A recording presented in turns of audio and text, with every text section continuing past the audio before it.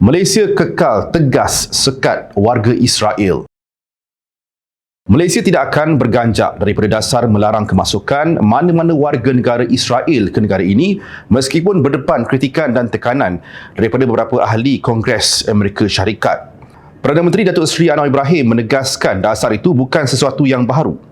Sebaliknya telah dilaksanakan sejak puluhan tahun lalu sebagai pendirian konsisten Malaysia dalam menentang kezaliman, penjajahan dan pembunuhan berterusan terhadap rakyat Palestin.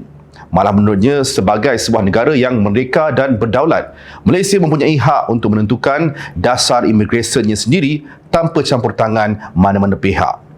PMX menegaskan sebarang ugutan atau gesaan supaya Amerika Syarikat mengambil tindakan terhadap Malaysia tidak akan mengubah pendirian kerajaan yang akan terus mempertahankan hak rakyat serta prinsip kemanusiaan sejagat.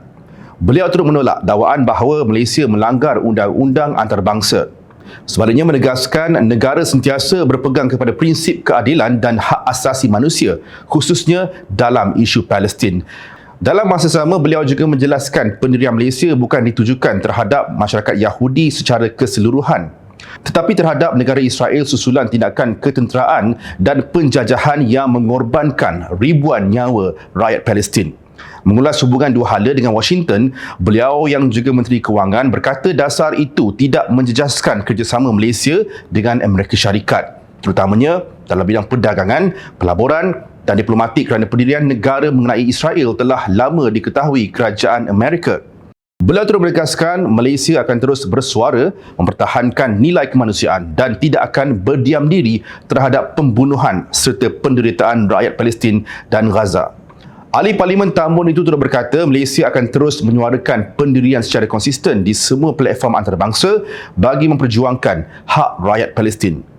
Menurutnya lagi, keamanan hanya dapat dicapai sekiranya keadilan ditegakkan dan pencabulan hak asasi manusia dihentikan. Saya jawab dengan jelas. Pertama, dia kena faham ini negara merdeka dan berdaulat.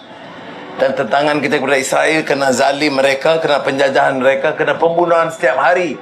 Mana mungkin wakil-wakil rakyat negara mereka boleh memadamkan kenyataan tentang pembunuhan anak-anak dan rakyat, wanita, pemusnahan rumah, penaklukan negeri dan tidak mampu bercakap apa-apa.